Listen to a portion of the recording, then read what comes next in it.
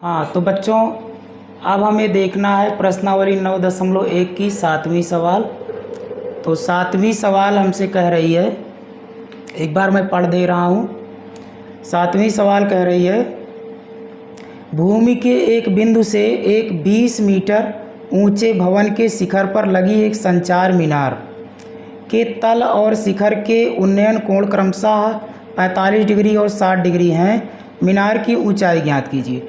तो बच्चों, एक भवन है, उस भवन के छत पर एक मीनार लगी हुई है और उस मीनार के तल भूमि के किसी अन्य बिंदु से उस मीनार के तल और उस मीनार के शिखर के जो उन्नयन कोण है किसी अन्य जमीन पर स्थित किसी बिंदु के, वो है 45 डिग्री और 60 डिग्री। मतलब एक बच्चों भवन बना है, घर बना है, उस घर के ऊपर एक मीनार लगी हुई है और ज़मीन पर कोई बिंदु है, उस बिंदु से उस मीनार के तल का 30 डिग्री, उस मीनार के तल का उन्नयन कोण 30 डिग्री है और उसी भूमि के बिंदु से उसी मीनार के शिखर का उन्नयन कोण 60 डिग्री है। तो हमसे कह रहा है इस सवाल में कि बच्चों उस मीनार की ऊंचाई बताइए। तो चलो देखते हैं फिर।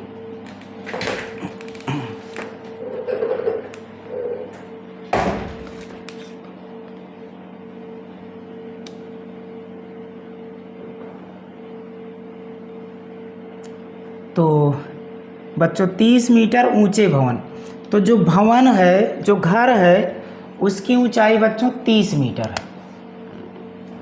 7वीं सवाल है, आप लोग समझने का प्रयास कीजिएगा, चित्र बहुत ध्यान से समझना। हमसे कह रहा है कि 30 मीटर ऊंचा एक भवन है। तो हमने मान लिया बच्चों कि ये हमारा भवन है 30 मीटर ऊंचा। हमने माना कि ये हमारा 30 मीटर ऊंचा एक भवन है। भवन का मतलब होता है बच्चों घर। तो ये हमारा भवन है, 30 मीटर ऊंचा एक भवन है। इस भवन की जो ऊंचाई है वो बच्चों दी गई है आपको 30 मीटर। ये भवन है और भवन की ऊंचाई हमें दी गई है 30 मीटर। अब हमसे सवाल कह रही है बच्चों कि इस भवन के ऊपर, तो ये भवन का शिखर है और ये भवन का तल है। तो बच्चों ये भवन का शिखर है अर्थात ये भवन की छत है। तो इस भवन की छत पर एक मीनार बच्चों रखी हुई है या फिर एक मीनार बनाई गई है। तो हम मान लेते हैं कि ये मीनार है हमारी, ये हमारी एक बच्चों संचार मीनार है, ये मीनार है, ये संचार मीनार है। अब भूमि पर ही स्थित एक बिंदु है बच्चों, ये हमारी भूमि है, भूमि पर ही स्थित एक बिंदु है। इस बिंदु से पहले इस मीनार के तल को देखा जाता है। ये मीनार का तल है बच्चों और ये मीनार का शिखर है, ये मीनार का शिखर है और ये मीनार का तल है। तो भूमि के एक बिंदु से मीनार के तल को देखा जाता है तो उन्नयन कोण बनता है 45 डिग्री।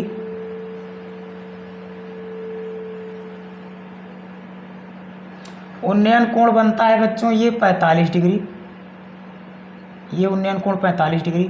फिर भूमि के उसी बिंदु से, फिर बच्चों सवाल कह रही है भूमि के उसी बिंदु से मीनार के शिखर को देखा जाता है। तो जब भूमि के उसी बिंदु से मीनार के शिखर को देखा जाता है तब कोण बनता है बच्चों यहाँ पे 60 डिग्री का उन्नयन कोण बनता है। ये तो ये वाला हमारा जो कोण बनता है बच्चों, ये बनता है 60 डिग्री का।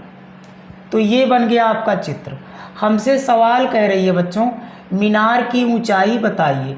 तो मीनार यहाँ से यहाँ तक है, तो हम मान लेते हैं कि मीनार की जो ऊंचाई है वो h मीटर है। मीनार की बच्चों जो ऊंचाई है, मीनार की जो भी ऊंचाई है वो h मीटर है। तो ये है मीनार की ऊंचाई।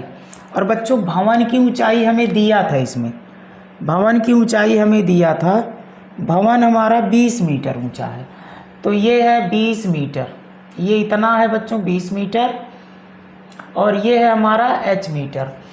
तो पूरी ऊंचाई की यदि मैं बात करूं, भवन सहित मीनार की अगर मैं ऊंचाई की बात करूं बच्चों, तो भवन सहित अगर मीनार की ऊंचाई हम देखें तो बच्चों ये हमारी टोटल हो जाएगी भवन सहित मीनार की ऊंचाई, और ये होगा बच्चों हमारा 20 + h मीटर, इतना होगा। अच्छा बच्चों, ये हमने क्यों निकाला? हमने भवन सहित मीनार की ऊंचाई इसलिए निकाला है क्योंकि जब मैं बच्चों समकोण त्रिभुज इस्तेमाल करूंगा, ये वाला 60 डिग्री वाला, तो बच्चों इसका पूरा लंब होगा, ये पूरा लंब होगा, भवन सहित पूरी मीनार लंब होगी। तो उस स्थिति में मैं लंब 20 + h रखूँगा। तो चलिए अब देखते हैं। और बच्चों पर भवन के तल से इस बिंदु की जो दूरी है इसको मैं मान ले रहा हूँ x मीटर। यहाँ से यहाँ तक की जो दूरी है इसको मैं मान ले रहा हूँ बच्चों x मीटर। तो अब हमें जो निकालना है वही मैं बच्चों मान लूँगा। तो मान ले रहा हूँ और इसको नाम दे रहा हूँ A, B, और ये है बच्चों C, और इस बिंदु को हम मान ले रहे हैं D। चलो, तो उम्मीद करते हैं बच्चों कि चित्र आप लोगों को समझ में आया होगा। अब जो हमें निकालना है उसी को मैं मान लूँगा। तो हमसे कहा था मीनार की ऊंचाई बताइए, तो मैं मीनार की ऊंचाई मान लूँगा h। तो माना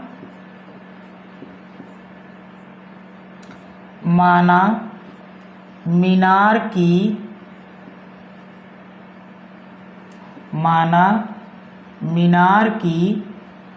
ऊंचाई h मीटर है।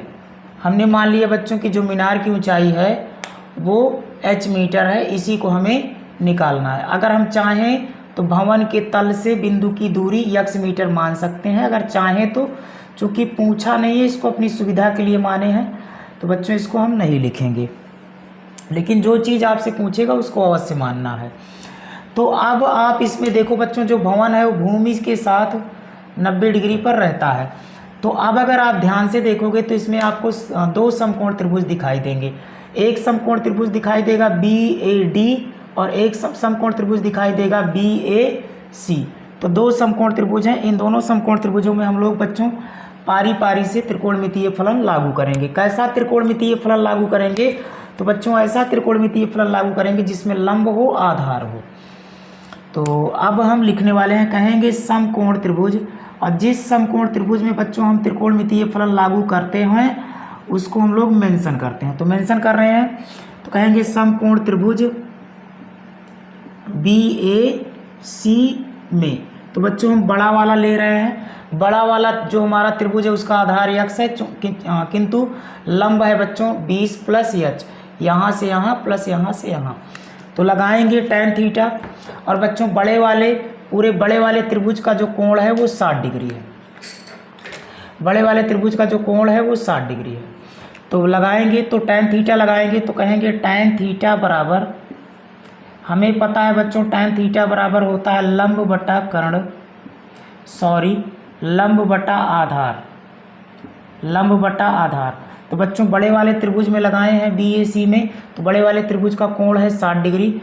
तो यहाँ पर थीटा की जगह पर हो जाएगा 60 डिग्री बराबर लंब है बच्चों हमारा AC, पूरा लंब होगा, लंब AC है, और आधार है बच्चों AB। तो tan 60 डिग्री बराबर, तो AC बच्चों लंब है और AC है हमारा 20 + h। तो ये है 20 + h, और बटा में बच्चों आधार है x। यहाँ देखेंगे बटा में आधार है x।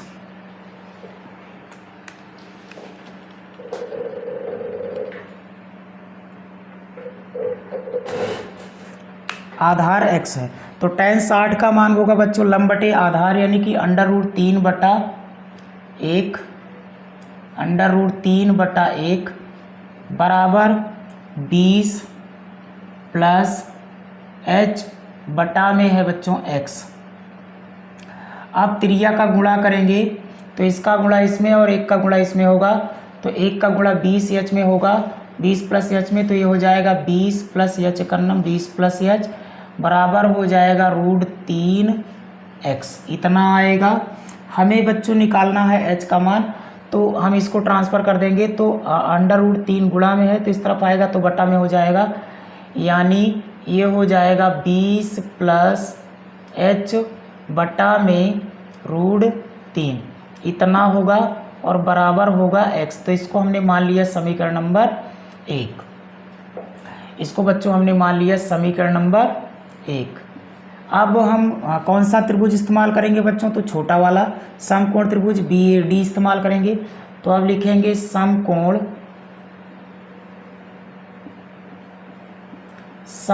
त्रिभुज BAD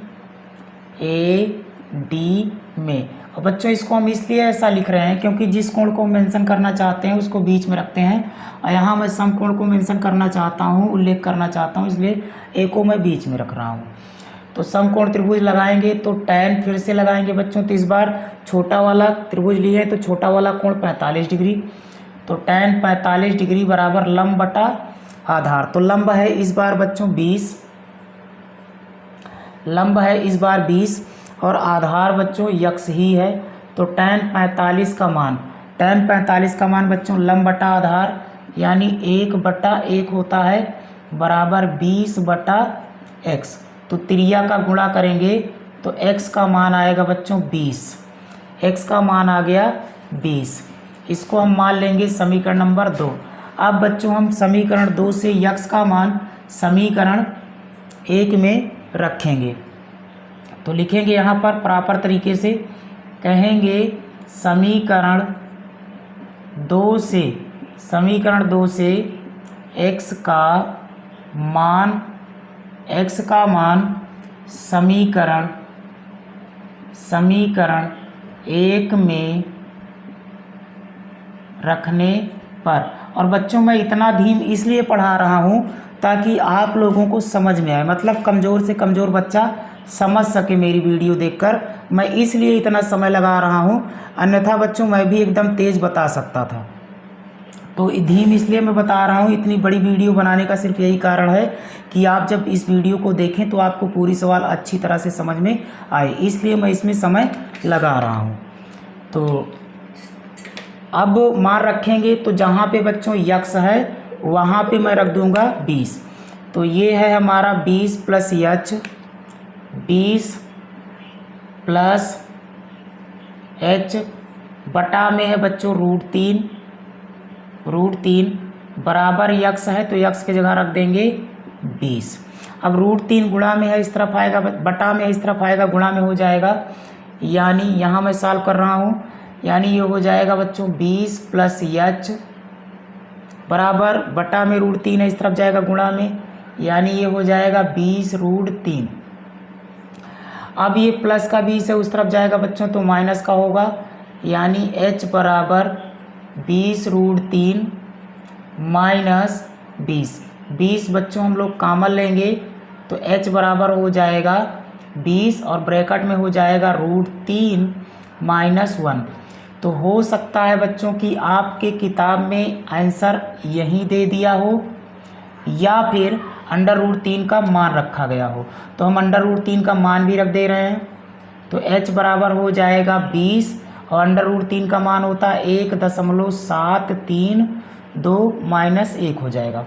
तो बच्चों इतना में से 1 घटाएंगे तो ये हो जाएगा h बराबर 20 और गुणा में 1.732 में से 1 घटाएंगे तो 0.732 बचेगा। तो इसका इसमें बच्चों गुणा करेंगे तो ये हो जाएगा 2 दूना 4, 2 तियाँ 6, 214 और पीछे से 1 0, तो 3 अंक पे दशमलव लगाएंगे बच्चों यहाँ। तो ये हमारा हो जाएगा h बराबर 14.64 मीटर।